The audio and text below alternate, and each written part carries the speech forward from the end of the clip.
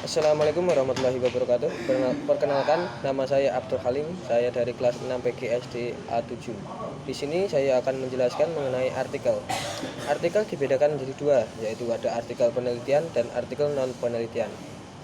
Secara umum, artikel menggunakan sistematika tanpa angka dan abjad. Sistematika penulisan artikel terdiri dari judul, nama penulis, nama sponsor jika ada, abstrak, kata kunci, pendahuluan, metode, hasil, pembahasan, kesimpulan, saran, dan daftar rujukan. Yang pertama yaitu ada judul. Judul artikel hendaknya informasi lengkap dan tidak perlu panjang atau terlalu pendek, yaitu antara 5 sampai 15 kata. Yang kedua ada nama penulis. Nama penulis ditulis tanpa gelar akademik atau gelar lainnya. Nama lembaga tempat kerja peneliti ditulis dengan catatan kaki. Jika penulis lebih dari satu orang, maka nama peneliti saja yang disajikan di bawah judul, sedangkan nama peneliti lainnya ditulis dalam catatan kaki. Yang kedua yaitu ada nama sponsor. Jika ada nama sponsor ditulis sebagai catatan kaki pada halaman pertama dan diletakkan di atas nama lembaga asal peneliti. Selanjutnya yaitu ada abstrak dan kata kunci. Abstrak berisi pernyataan ringkas dan padat tentang ide-ide yang paling penting. Abstrak memuat masalah dan tujuan, prosedur yang dilakukan, dan ringkasan hasil penelitian. Dan kata kunci yaitu keyword atau pokok yang menggambarkan daerah masalah yang diteliti.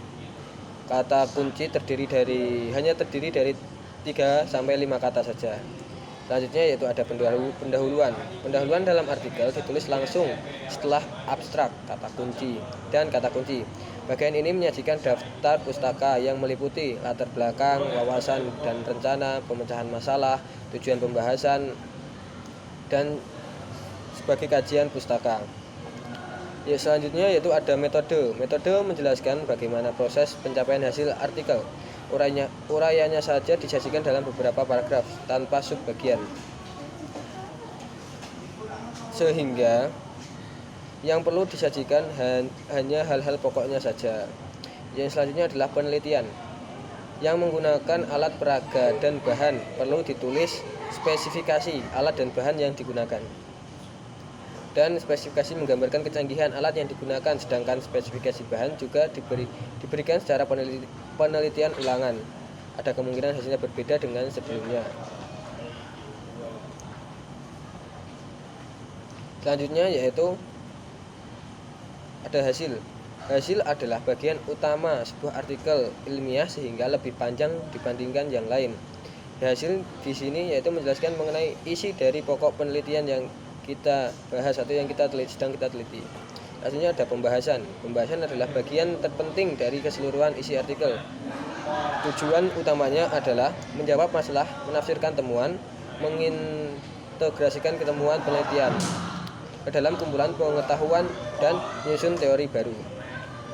Jawaban masalah harus disimpulkan dari hasil penelitian, penafsiran temuan yang dilakukan dengan menggunakan logika dan teori yang ada. Misalnya ditemukan adanya korelasi antara berat badan dengan kelincahan dalam permainan sepak bola dan seterusnya. Selanjutnya yaitu ada temuan, diintegrasikan dalam kumpulan pengetahuan yang sudah ada.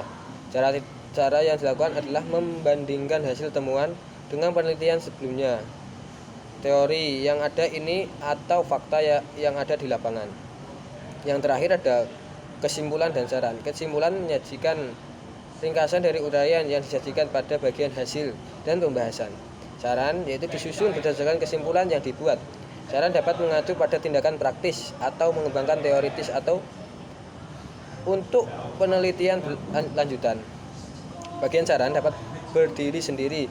Bagian kesimpulan dan saran juga dapat disebut bagian penutup. Selanjutnya ada daftar rujukan. Daftar rujukan harus lengkap dan sesuai dengan yang disajikan dalam batang tubuh artikel. Yang terakhir adalah sumber. Sumber adalah asal kita mendapatkan sebuah data. Rujukan dapat berupa buku yang berisi kumpulan artikel, dan editornya. Artikel dalam buku kumpulan artikel, ada jurnal dan CD-ROM, majalah atau koran tanpa penulis, karya, terjemahan, dokumen resmi pemerintah, skripsi, tesis, disertasi, makalah dalam seminar atau sejenisnya. Dari dalam internet juga pun bisa, seperti dari artikel atau jurnal, atau bahan diskusi atau email pribadi, atau bisa juga kita mencari dari blogspot yang ada di internet juga. Sekian pesan yang dapat saya jelaskan, kurang lebihnya saya mohon maaf. Wassalamualaikum warahmatullahi wabarakatuh.